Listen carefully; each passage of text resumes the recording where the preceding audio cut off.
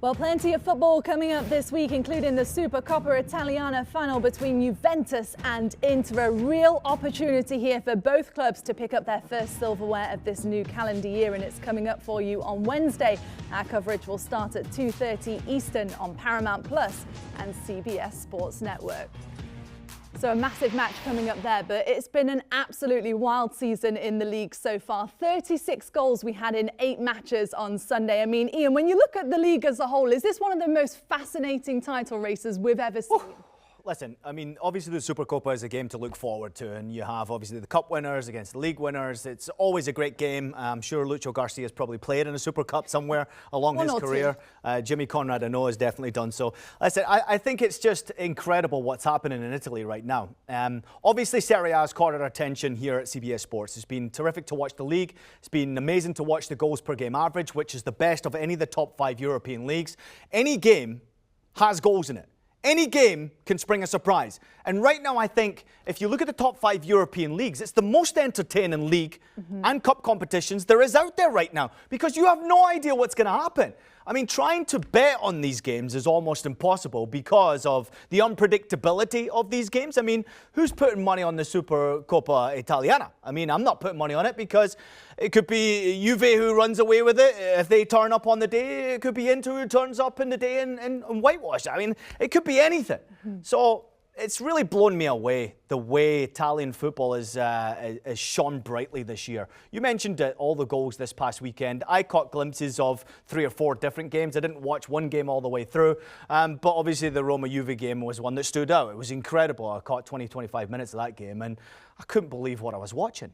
And it's that type of unpredictability that brings fans back to supporting Italian football. Now you're seeing transfers coming back to Italian football, money being spent, stadiums being built.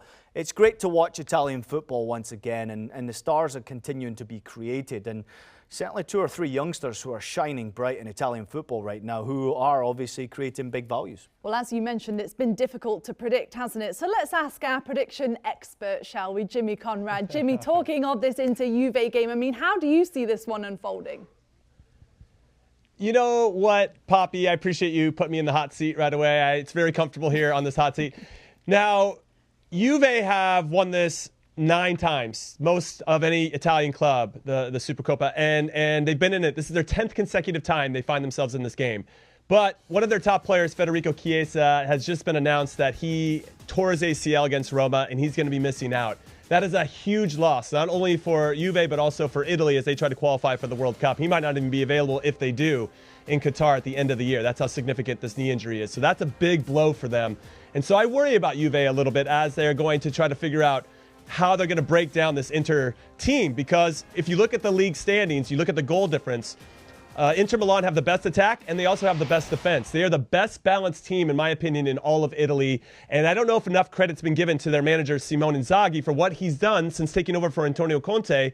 Also, while losing Romelu Lukaku and Achraf Hakimi and all these world-class players and not really missing a beat. Great signing with Dumfries to replace Hakimi. You got Dzeko up top, who almost has as many goals as Tammy Abraham, who got replaced by at Roma. I mean, Simone Inzaghi, for me, is the manager of the year. I think they're still the clear favorites now to go on to repeat as champions, and he's a big reason why. And I think they're a little bit better in this particular game to do the business. I just think they know who they are. Whereas Maxi Allegri, yeah, they're tightening things up, and Weston McKennie in particular has been very good in the last month. But I don't know if that's going to be enough to see them to get to the finish line after 90 minutes. I like Inter in this one. Yeah, De Ligt and Cuadrado, it's just been announced, are also suspended for this one after what's just recently happened, which has really caught my attention. So there's obviously some big players missing for this game. But again, I love the unpredictability of these matches in Italian football right now. You have no idea how it's going to play out. But I suppose on the other side of that, Lucho, you look at Inter and you look at how well they're doing in the league. They're also in Champions League. So do Juve need this more for where they're at in their season as a whole so far?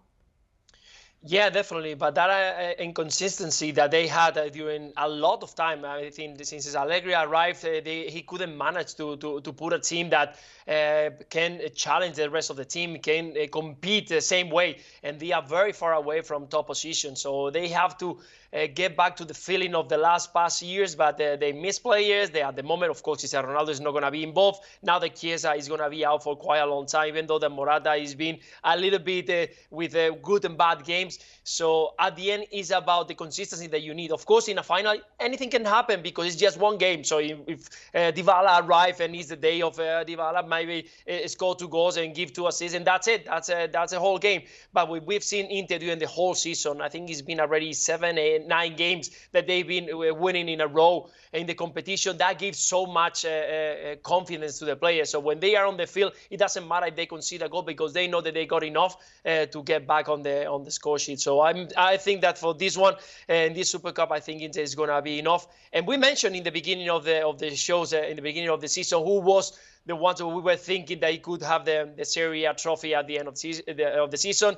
And I think that most of us, we said again that Inter had the best squad, they had the most confidence, and well, they are proving that we were not wrong. Yeah, into the title favourites for many, but Juve, as it stands, they're still outside that top 4 despite that big win against Roma yesterday. Jimmy, do you see them making it into the top 4, into a Champions League place for next season? With the loss of Chiesa, I think that's going to be a little bit difficult. But ultimately, if they make a move or 2 in the transfer window, which I expect them to do, they should be fine. I think they're going to get in the top 4. I actually feel like Napoli might drop out. They have got a lot of injuries. Victor Osimhen's not even with Nigeria at the Africa Cup of Nations. Koulibaly is playing. That's a big thing for them. But they're going to struggle, I think, in terms of finding those goals. Everything was kind of clicking for them at the start, and now I feel like because they're thin in some areas, they really have shown that they don't have as much depth to maybe compete week in and week out. I think there'll just be some more inconsistency. And I do think that Atalanta is going to get in there. They just had a huge 6-2 win against Udinese this weekend. Luis Muriel is so good. I think he's one of the most underrated players in all of Europe. He was fantastic. He had 2 goals. I really like Gasperini's team, and Atalanta's the hipster team, of course, and I'm totally a hipster with regard to supporting them, but I do think that Juve will get in there. I think Napoli will ultimately drop out, and I apologize to all the Napoli fans that are watching, but Atalanta, Juve, and then both the Milan teams will be the top 4. Yeah, you have to watch out for Fiorentina. Obviously, got a couple of games in hand on Juve, but I think the job that Max Allegri has done at Juventus has been incredible. Obviously, trying to find a foundation to rebuild, and I say that lightly. You know, obviously Juventus, it's not the old Juventus. It's not such a dominant Juventus that we're seeing in Italian football anymore. This is a Juve that's got to rebuild and are trying to challenge once again to see if they can even finish in the top 4 for a Champions League spot this year, which is crazy to say. Such a big club and all the transfers that come in and out of Juventus, they should be there. But inconsistency has been a problem, certainly at the beginning of the season. Recently, it's been a lot better, and Max Allegri deserves so much credit for that. So I think that you better be careful betting against Juventus making the top 4, because as Jimmy just mentioned, you would imagine they'll go into the transfer window and spend some money. It may not be a lot of money, but they will try to obviously improve their squad with injuries. I think inconsistency as far as discipline is concerned.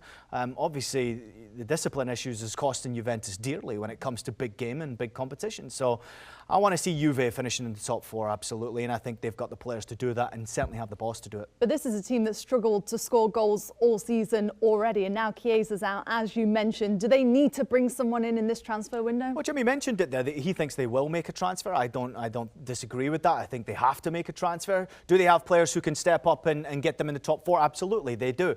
But Juventus, again, under Max Allegri, this guy's a genius. And the guy is so special, how he managed to orchestrate players and how he manages to dictate the way games go is incredible. And if you're missing that big game player who can rely on to put the ball in the back of the net in big moments, I think you will struggle. But if you've got a genius who's on the sidelines pulling the strings, like Max Allegri, I think Juve have a squad that's deep enough to be able to move players around, even if they don't make a signing. Even if they don't make a signing, they have enough talent there to finish in the top 4, no doubt about it. But it depends on what happens around them. How do Fiore do? How do Napoli do? Obviously, we know the top 2 with the Milan clubs doing so well. It might be too much of a gap for them to get anywhere close to that. But the race for 3rd and 4th spot is absolutely on. Well, as you mentioned, the race all... Sorry. Go ahead, Luca.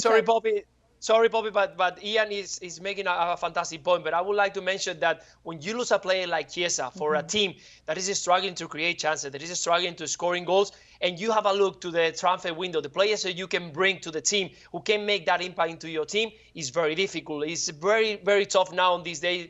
Find a player who can create, who can score goal and make the difference. And there is not many over there who can create that kind of situation. So I think that Juve is going to struggle. And sorry, guys, I know that we all love to have a Juve in the Champions League because they are a massive team and everything. But I think they're going to have so much problems to get in the top four, unfortunately, because maybe one player can make a big difference, and it's Chiesa for Juventus.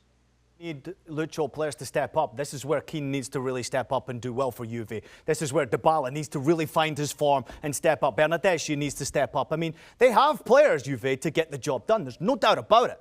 They don't have that player that you can rely on that 100% is going to take that opportunity in a big game. But they're difficult to beat Juventus now. They haven't lost for a long time in Italy, and I think now they're starting to find some consistency where, all right, it's a squad of players that believes in one another. They're difficult to beat. And if you've got a defence and a midfield that are working for one another and you make it difficult for teams to beat you, then you just need that one or two little gem who's not been informed to find their form. And if Chiesa's not there, it's really unfortunate what happened to him. We wish him all the best with his recovery, absolutely. But I'm looking at players who have not been on form to step up. And in particular, of course, Dybala is a star player. So there's no doubt that he could be a player who steps up. And Moise Kean, I want him to step up. I want him to start scoring goals. I want to see double figures from this guy. This guy can be such a player. He's such a baller. He's a good finisher. We know he is. But I think you've got to turn it on now when obviously all eyes are pointed in your direction. Well, they absolutely have got to turn it on right now, haven't they? Let's take a look at how things stand then in Serie A at the minute. Inter 1 point clear at the top ahead of their Milan rivals. Napoli winners of their last three. Just behind them after that as well, Atalanta, Juve, Roma, Fiorentina, Lazio, Torino and Sassuolo. They all make up the top 10, but there's fights in this table all over. Let's see if Juve will make it into the top four come the end of the season. But let's talk big picture then here, because we know that the transfer window is open and there's transfers happening already. There's transfers that are rumoured to be happening. Ian, big picture, what stood out to you most so far? Of all the transfers? Whoa, that's a great question. I think I've got to give a pat on the back to Barcelona. Managing to get Ferran Torres from Manchester City is an incredible signing. I don't know what's happening over at Barcelona. I'm intrigued to hear what Lucho's got to say about Barcelona and how they managed to pull off a transfer like this. I'm sure Xavi had a lot to do with it, but this is an amazing signing for them. I was actually very frustrated for Torres at Manchester City. I wanted to see him play more often. We all know the talent that he's got. He's doing so well with the Spanish national team. I wanted him to obviously have a good run in the first team under Pep, and he was in and out of the team. He did have a little bit of a run, but of course, getting this type of move, I think now he gets his opportunity to play week in and week out, and there is a lot more pressure on his shoulders to perform well at Barcelona, and it looks like now obviously the registration and he can play now for Barca. It's good time for Ferran Torres to go there and do well back in his homeland. All right, well, speaking of Barcelona, Philippe Coutinho is going to Aston Villa on loan from Barca. He'll link up with Steven Gerrard, who Lucho, we know he knows very well. Is this a good move for both parties here? For the three parties, Bobby, because for Barcelona, they were waiting for a move like this one, because if they wanted to bring Ferran Torres and sign him here in Spain, they have a lot of problems. So they were balancing all the things also with Umtiti signing a new contract until 2026, lowering down the salary so they can sign Ferran Torres for the league. And finally, Coutinho, that is looking forward to playing the World Cup, and he needs minutes, and he knows that with the introduction of Gavi, introduction of Nico, Pedri coming back very soon, Ansu Fati, he might not have the minutes that he needs to prove to the national team that he wants to be in the World Cup and do well. So I think the door was open for Aston Villa. Steven Gerrard knows him very well. They've been teammates, and he knows that he can give a lot to Aston Villa, because we cannot forget that he's a talent, a massive talent, a fantastic player that he couldn't get into the rhythm of Barcelona, the philosophy. He was on loan before to Bayern as well, so why not? He can give a lot to Aston Villa. He can get the confidence back. He's only on loan. We have to remember with a buy clause at the end of the season that they can buy, I think it's around 40 million, but also Tottenham is with an eye on him. So we have to wait to see what happens, but the most important is that Coutinho arrived to Aston Villa. He gets the confidence, he gets the minutes. I'm sure that Steven Gerrard is going to manage well like he does always, and he's going to shine once again like we've seen so many times at Anfield. Lucho, is there any way this transfer happens if Steven Gerrard is not boss of Aston Villa?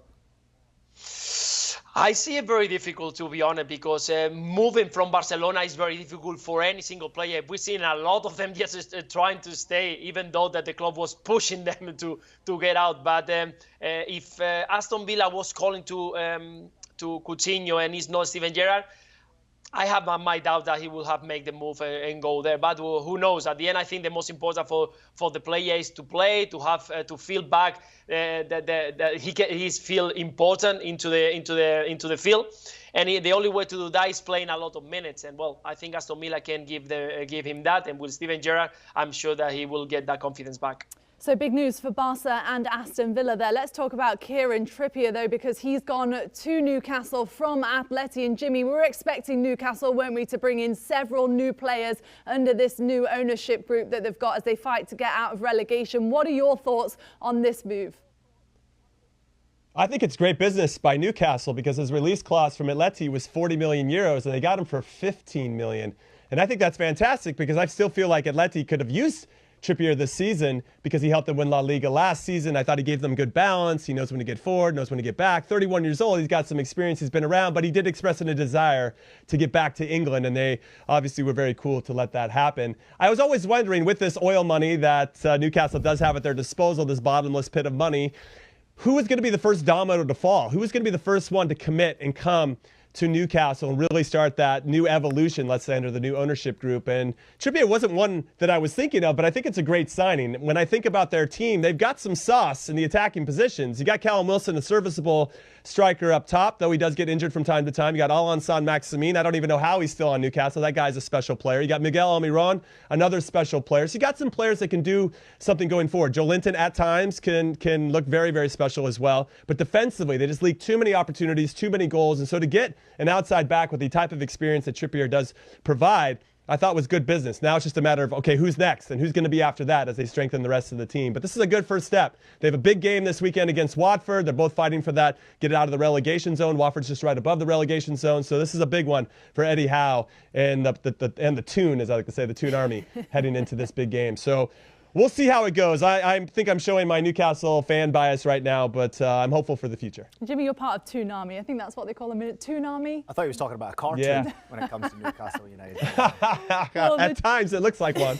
The transfer window is open and plenty to keep up with off the pitch, but let's just take another look at what we've got coming up on the pitch this week. It's the Supercoppa Italiana final between Inter Milan and Juventus. Our coverage will start for you at 2:30 Eastern on CBS Sports Network and Paramount Plus.